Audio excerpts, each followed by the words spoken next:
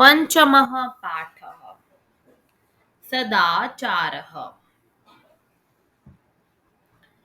अच्छा आचरण। आलस्यं हि मनुष्याणां शरीरस्थो महान् रिपुः नास्त्युद्यमसमो बन्धु कृत्वायं नावसीदते। आलस्य मनुष्य के शरीर में स्थित उसका सबसे बड़ा दुश्मन है। मेहनत के समान उद्यम, उद्यम अर्थात मेहनत। नास्ति उद्यम,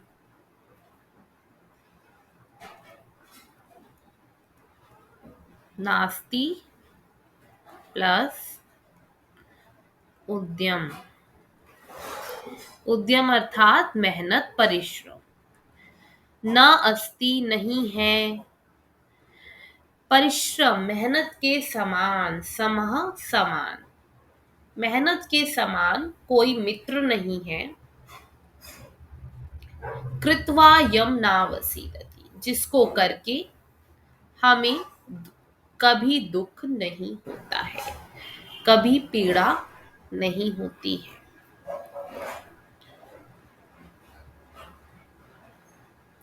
समझ आ गया ये पूरा श्लोक? चलिए अब हम अगले श्लोक की ओर चलते हैं। श्वः कार्यमद्य कुर्वीत पूर्वाणे चापराणिकम् नहि प्रतीक्षते मृत्यु कृतमस्य न वा कृतम्।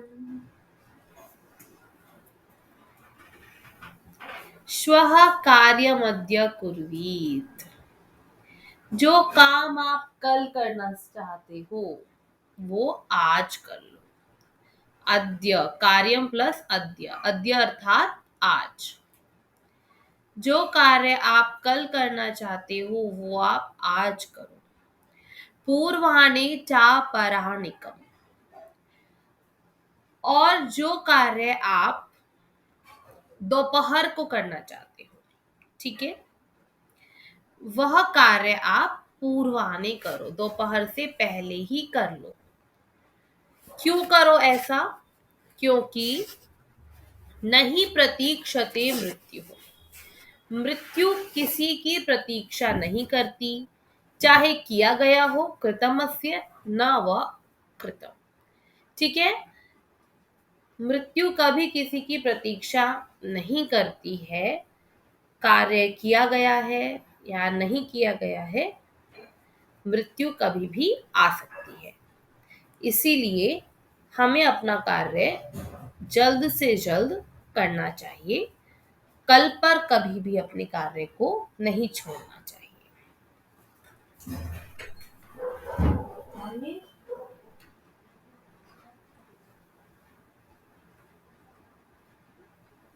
सत्यं ब्रूयात् प्रियं ब्रूयात् न ब्रूयात् सत्यमप्रियम् प्रियं च नानृतं ब्रूयात् एषः धर्मः सनातनः।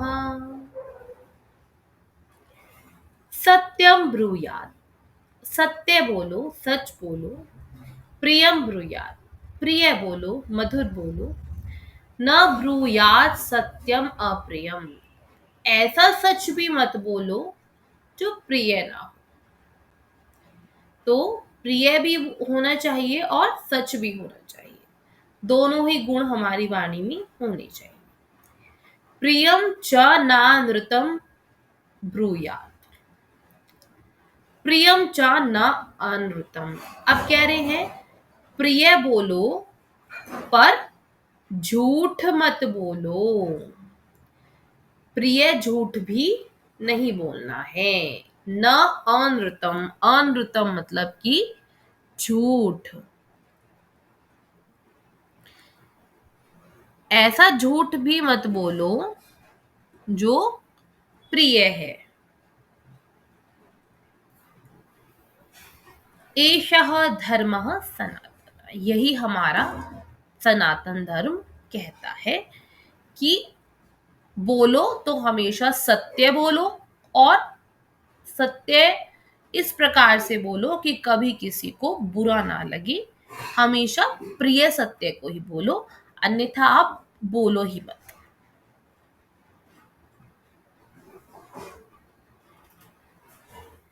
सर्वदा व्यवहारे स्यात् औदार्यं सत्यता तथा ऋजुता मृदुता चापि कौटिल्यं न कदाचन। हमेशा अपने व्यवहार में औदार्यम अर्थात उदारता, दया, अपना हृदय हमेशा बड़ा रखो, सब पर करुणा रखो, सब पर दया करो, उदारता का भाव आपके अंदर होना चाहिए। यहाँ आपको बताया गया है कि आपका व्यवहार कैसा होना चाहिए। आपके व्यवहार में उदारता होनी चाहिए, आपका दिल बड़ा होना चाहिए। सत्यता तथा, और आपके व्यवहार में क्या होनी चाहिए, हमेशा सत्यता से भरा आपका व्यवहार होना चाहिए। ऋजुता, ऋजुता अर्थात सरल, आपका व्यवहार सरल होना चाहिए। मृदु मतलब कि सबसे मधुरता भरा व्यवहार होना चाहिए। च पी कौटिल्यम न कदाचन, आपके व्यवहार में कुटिलता नहीं होनी चाहिए, क्रूरता नहीं होनी चाहिए, चालाकी नहीं होनी चाहिए। आपका व्यवहार कैसा होना चाहिए, सभी से सरल और मधुर व्यवहार होना चाहिए। श्रेष्ठं जनं गुरुं चापि मातरं पितरं तथा मनसा कर्मणा वाचा सेवेत सततं सदा। श्रेष्ठ जनों को, जो श्रेष्ठ हैं, गुणों आपसे बड़े हैं, और जो लोग गुणों में आपसे श्रेष्ठ हैं। गुरु, जो आपके गुरु हैं, और कौन, आपके माता पिता, इन सब की आपको मन से, कर्म से मतलब अपने कामों से, वाचा अपनी वाणी से, सेवेत सेवा करनी चाहिए, सततम लगातार, सदा हमेशा, अर्थात आपको अपने गुरुजनों, श्रेष्ठ जनों, माता पिता, इन सभी श्रेष्ठ जनों की सेवा मन से, वचन से और कर्म से हमेशा करते रहना चाहिए। मित्रेण कलहं कृत्वा न कदापि सुखी जनः इति ज्ञात्वा प्रयासेन तदेव परिवर्जयेत्। मित्रेण कलहम कृत्वा, अर्थात मित्रेण मतलब मित्र से कलहम लड़ाई, मित्र से लड़ाई करके न कदापि सुखी जनः, कभी भी व्यक्ति सुखी नहीं रह सकता। इति ज्ञात्वा प्रयासेन, ऐसा जानकर, ऐसा समझकर आपको प्रयास करना चाहिए कि तदेव परिवर्जयेत, परिवर्जयेत अर्थात बचना चाहिए। आपको मित्र से ऐसा जानकर प्रयास करना चाहिए कि कभी भी लड़ाई नहीं करनी चाहिए। ठीक है।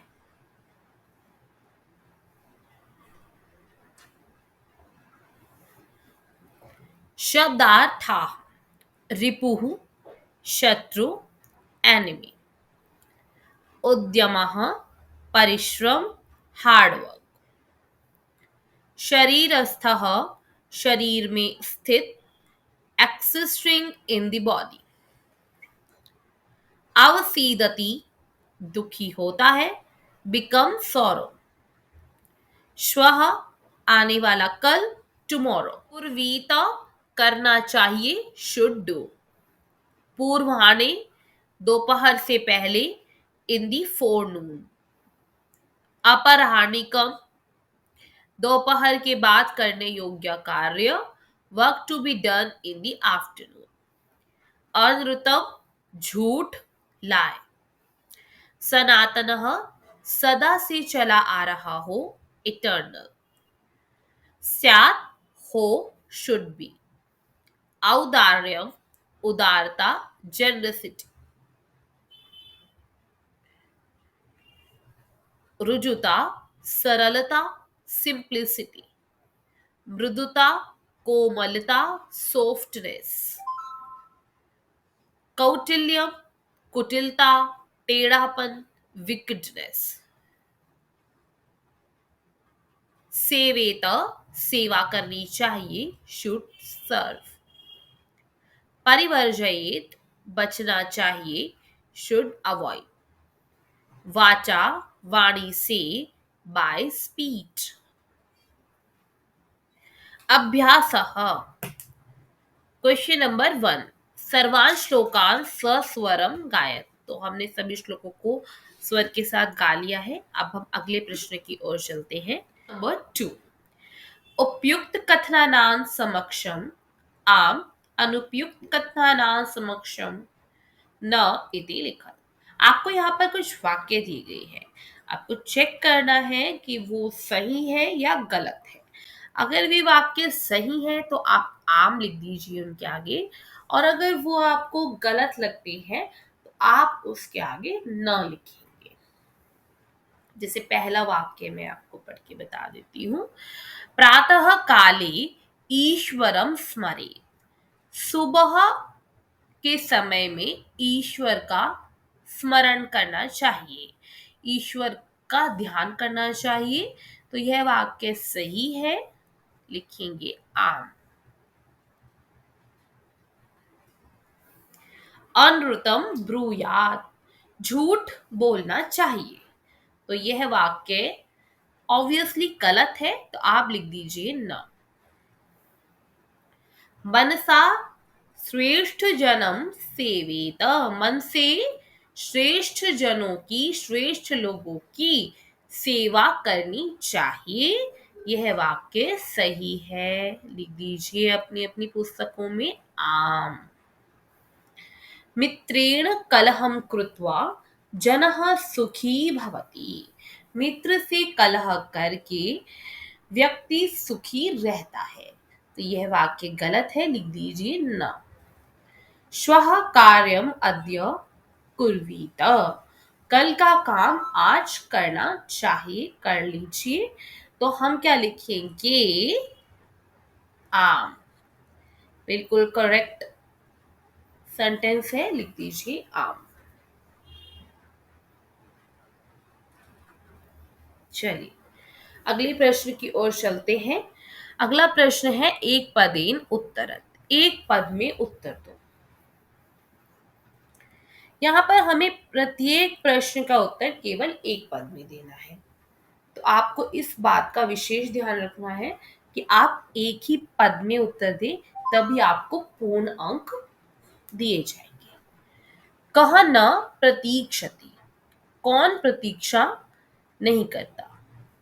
श्लोक में दिया गया था कि मृत्यु किसी की प्रतीक्षा जो है वो नहीं करती है. तो इसीलिए कार्य जो है वो हमें जल्द से जल्द कर लेना चाहिए, कल पर नहीं छोड़ना चाहिए. उत्तर हो जाएगा मृत्यु. अगला प्रश्न है सत्यता कदा व्यवहारे स्यात्. सत्यता व्यवहार में कब होनी चाहिए. तो लिखेंगे सर्वदा, हमेशा हमारे व्यवहार में सत्यता होनी चाहिए. किम ब्रूयात्, क्या बोलना चाहिए. लिखेंगे सत्य बोलना चाहिए, सत्यम. केन सह कलहम कृत्वा नरः सुखी न भवेत्. किसके साथ कलह करके, लड़ाई करके व्यक्ति सुखी नहीं रहता है? लिखेंगे मित्रेण। मित्र के साथ लड़ाई करके व्यक्ति सुखी नहीं रहता है। कहा महारिपुः अस्माकं शरीरे तिष्ठति। कौन ऐसा महान शत्रु है, महान दुश्मन है जो हमारे शरीर में रहता है? क्या लिखेंगे? आलस्यम।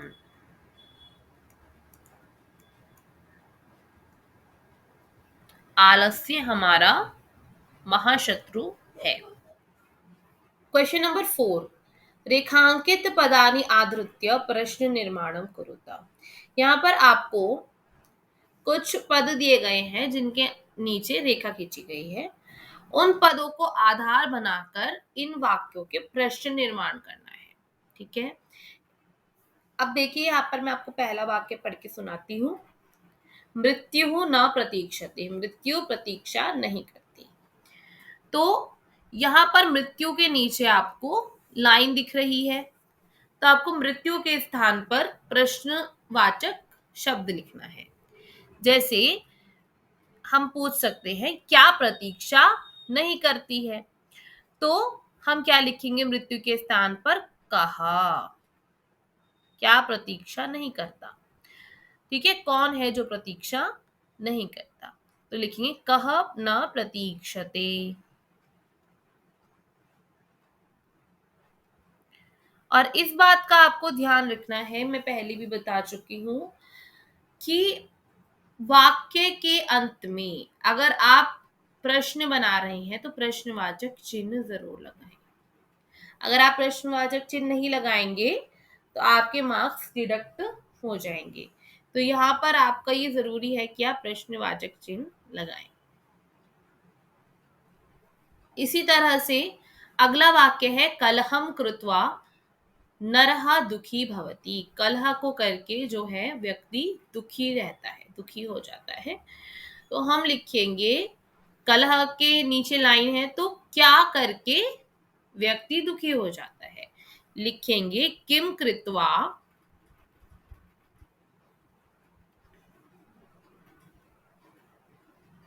नरः दुखी भवति।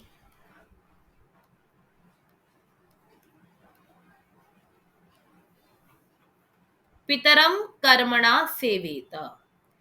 पिता की कर्म से सेवा करनी चाहिए। ठीक है, तो हम पूछेंगे किसकी सेवा करनी चाहिए? लिखेंगे कम कर्मणा सेवेत। अब देखिए यहां पर ना पितरम लिखा है, पितरम द्वितीय विभक्ति का एक वचन है। तो यहाँ पर जो हम प्रश्नवाचक चिन्ह लगाएंगे वो भी द्वितीय विभक्ति का एक वचन लगाएंगे, कम। पिता शब्द पुल्लिंग का है तो प्रश्नवाचक चिन्ह भी पुल्लिंग का लगा, कम। वो मैं आपको भी समझाऊंगी। इसके बाद देखिए व्यवहारे मृदुता श्रेयसी। व्यवहार में मृदुता मतलब कि मधुरता श्रेष्ठ होती है। हमें व्यवहार में मधुरता रखनी चाहिए, वही हमारा अच्छा व्यवहार कहलाता है। तो क्या श्रेयसी होती है? लिखेंगे का श्रेयसी, व्यवहारे का श्रेयसी। क्योंकि जो मृदुता ये शब्द स्त्रीलिंग का है तो इसके स्थान पर जो है प्रश्नवाचक चिन्ह भी स्त्रीलिंग का लिखेंगे। लिखेंगे व्यवहारे का श्रेयसी।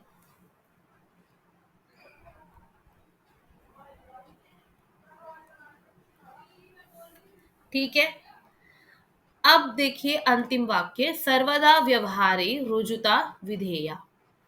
हमेशा व्यवहार में सरलता होनी चाहिए। तो सर्वदा के स्थान पर लिखेंगे कदा। कब व्यवहार में सरलता होनी चाहिए? हमेशा व्यवहार में सरलता होनी चाहिए। लिखेंगे कदा। कदा मतलब कब। व्यवहारे रुजुता विधेया।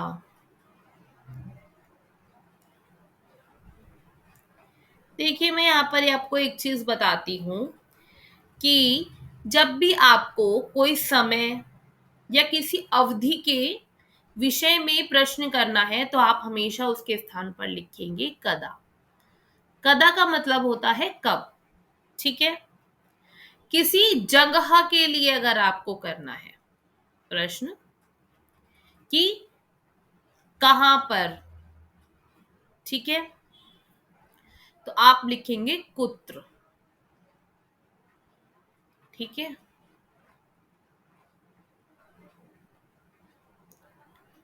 इसी तरीके से कुत्र मतलब होता है कहां, तो आपको कुत्र का प्रयोग करना है। इसके अलावा जैसे यहां पर लिखा है मृत्यु, मृत्यु यह एक पुल्लिंग का शब्द है तो आपने यहां पर इसके स्थान पर प्रयोग किया कहा। अगर स्त्रीलिंग का शब्द होता तो आप प्रयोग करते का, और अगर नपुंसक लिंग का होता तो आप करते किम। ठीक है। जैसे यहाँ पर नपुंसक लिंग का शब्द है कलहम तो हमने प्रयोग किया है किम। और एक और तरीका मैं आपको बताती हूँ पहचानने का, जो ज्यादातर प्रयोग हो जाता है, किन्हीं किन्हीं केसेस में ही वो प्रयोग नहीं होता। जैसे कि कदा में अगर यहाँ पे भी देखिए दा है अंत में, है ना, लेकिन कहीं कहीं ना भी हो, अगर समय पूछा जाए कब हुआ तो आप कदा लिखेंगे। और अगर कोई स्थान पूछा जाता है कि कहाँ पर, तो आप कुत्र लिखेंगे। किसी स्थान के जगह पर अगर आपको प्रश्नवाची शब्द लगाना है तो आप कुत्र को प्रयोग करेंगे। ठीक है। जैसे मैं आपको बता देती हूँ, मृत्यु है, मृत्यु में अंत में आपको विसर्ग नजर आ रहा है तो आपने यहाँ पर भी विसर्ग लगाया है कहा। कल हम है, यहाँ पर किम का प्रयोग किया गया है। पितरम है तो यहाँ पर कम का प्रयोग किया गया है क्योंकि ये पुल्लिंग का शब्द है, तो आपको ये थोड़ा ध्यान रखना पड़ेगा। इसके बाद मृदुता है, अंत में आ है, देखिए यहाँ पर भी आ गया, का आ गया। सर्वदा समयवाची शब्द है, ठीक है, तो हमने यहाँ पर कदा का प्रयोग किया है। इस तरीके से आप पहचान सकते हैं, अपनी परीक्षा में इस ट्रिक का आप प्रयोग कर सकते हैं और अपने प्रश्नों को ज्यादा से ज्यादा हल कर सकते हैं। क्वेश्चन नंबर 5, प्रश्न मध्ये त्रीणि क्रियापदानि सन्ति तानि प्रयुज्य सार्थक वाक्यानि रचयत। अब यहाँ पर आपको प्रश्न के मध्य में ये देखिए आपको 3 क्रियापद दिए गए हैं, ब्रूयात, सेवेत और स्यात। इन तीनों का प्रयोग करके ही आपको सारे वाक्यों को पूर्ण करना है। जहां पर जो क्रियापद सूट कर रहा है आपको वो क्रियापद वहां पर अटैच कर देना है। ठीक है। जैसे मैं आपको बता देती हूँ, ब्रूयात का अर्थ होता है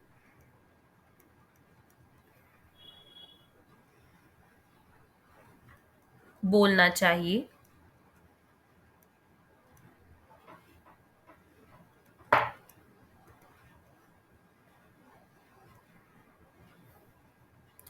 सेवेत का अर्थ होता है सेवा करनी चाहिए।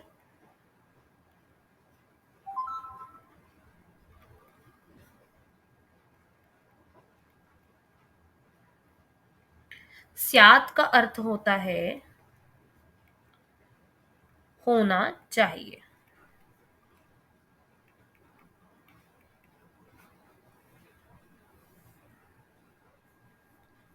पहला वाक्य देखते हैं, मनसा मातरम पितरं च। मन से माता पिता की क्या करना चाहिए, सेवा करनी चाहिए। तो इस वाक्य में क्या आ जाएगा, सेवेत। लिखेंगे मनसा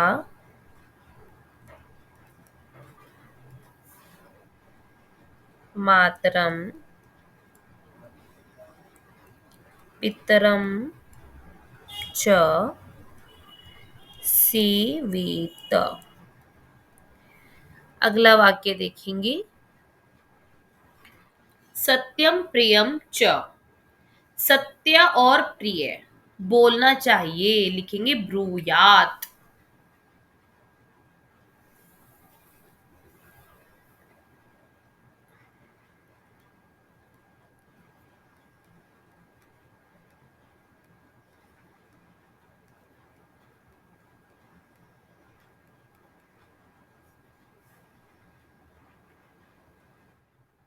वाचा गुरु, वाणी से गुरु की सेवा करनी चाहिए, लिखेंगे सेवेत।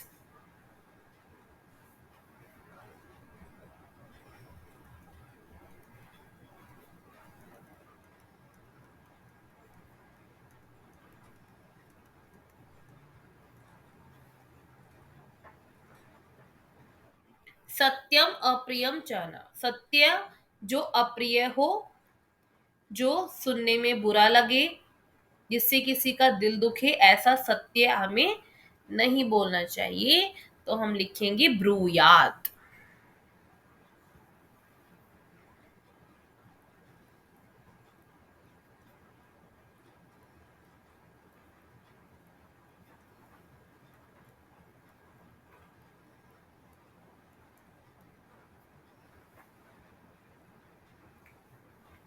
व्यवहारे कदाचन कौटिल्यम ना, व्यवहार में कभी भी कुटिलता नहीं करनी चाहिए, लिखेंगे स्यात। व्यवहार में कभी भी कुटिलता नहीं होनी चाहिए। कदाचन कौटिल्यम न स्यात्।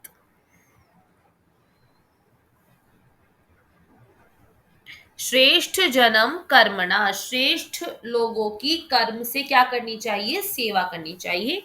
इसमें भी लिखेंगे सेवेत।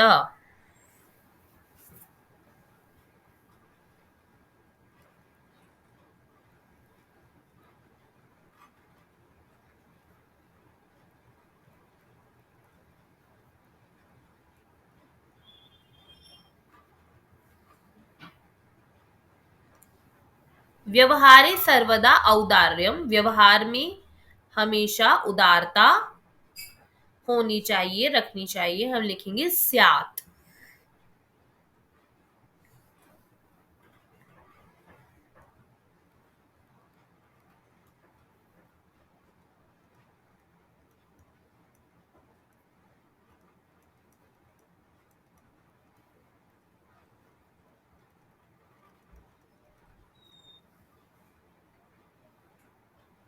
अनृतम प्रियम च न, झूठ जो प्रिया लगे वह नहीं बोलना चाहिए, ऐसा झूठ नहीं बोलना चाहिए जो दूसरे को अच्छा लगे पर वो झूठ हो।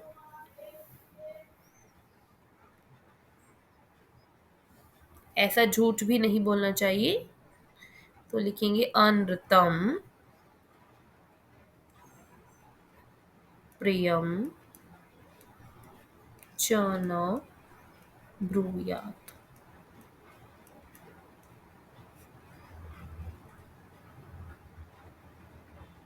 क्वेश्चन नंबर 6, मंजूषातः अव्यय पदानि चित्वा रिक्त स्थानानि पूरय। यहाँ पर आपको मंजूषा दी गई है और उसमें आपको अव्यय पद दिए गए हैं।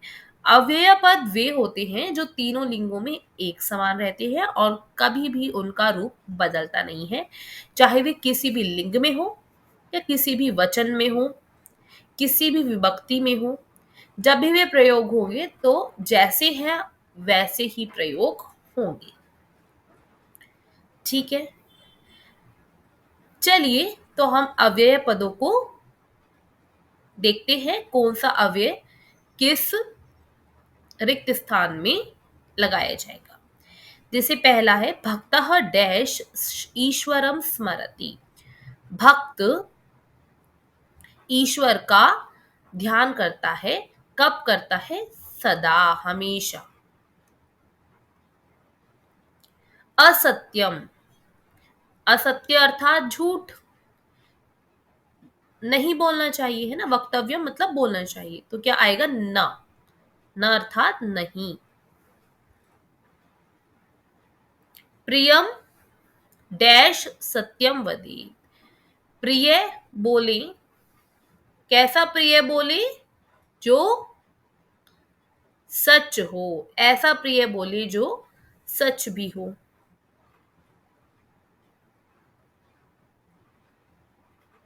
तथा, प्रिय और सत्य बोलना चाहिए।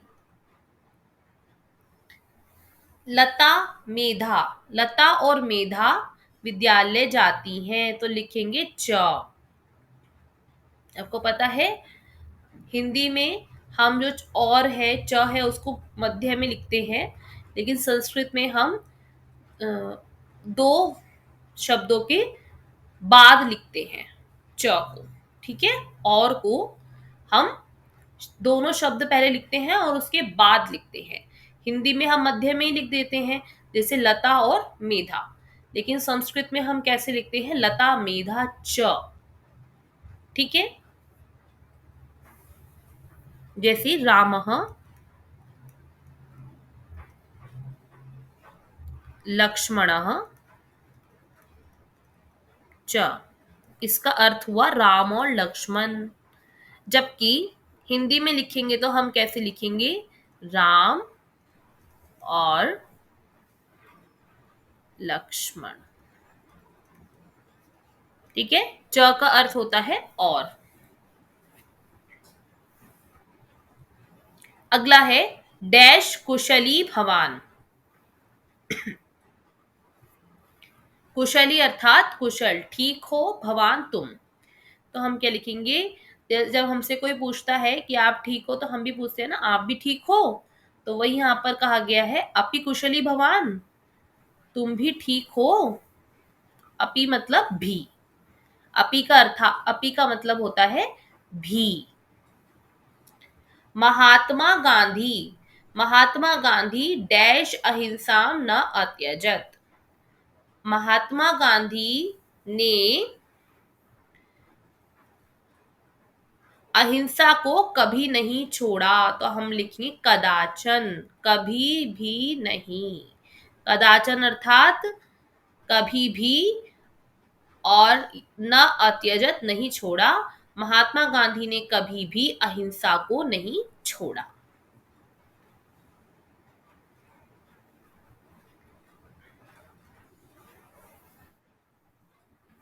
क्वेश्चन नंबर 7, चित्रं दृष्ट्वा मंजूषातः पदानि च प्रयुज्य वाक्यानि रचयत। चित्र देखो और आपको मंजूषा भी दी गई है, उसमें से कुछ पदों का प्रयोग करो और वाक्य बनाओ। जैसे आपको चित्र में क्या दिख रहा है कि एक अध्यापक है जो बालकों को पढ़ा रहा है, तो आप लिख सकते हैं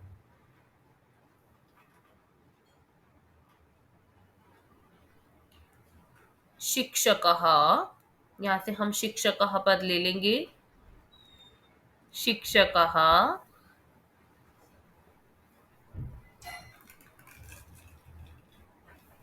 श्याम पट्टे, श्याम पट्टे अर्थात, श्याम पट्ट का अर्थात मतलब क्या होता है, ब्लैक बोर्ड। श्याम पट्टे मतलब ब्लैक बोर्ड पर, यहाँ पर सप्तमी विभक्ति का प्रयोग हुआ है।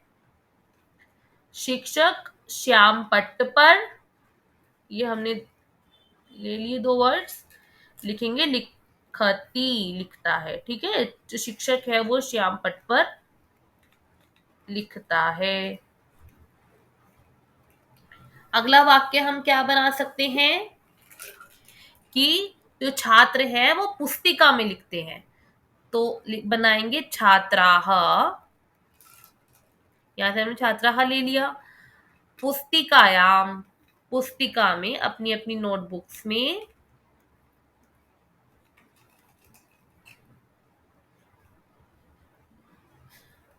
लिखंती, लिखते हैं।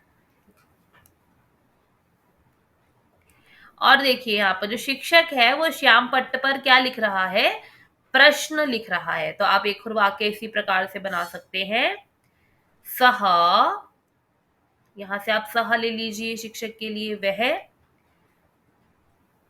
प्रश्न लिख रहा है तो लिखेंगे प्रश्नम लिखति, प्रश्नम लिखति। और छात्र क्या कर रहे हैं, उत्तर लिख रहे हैं। तो हम एक वाक्य बना सकते हैं, छात्राः उत्तराणि लिखन्ति, छात्र उत्तरों को लिख रहे हैं।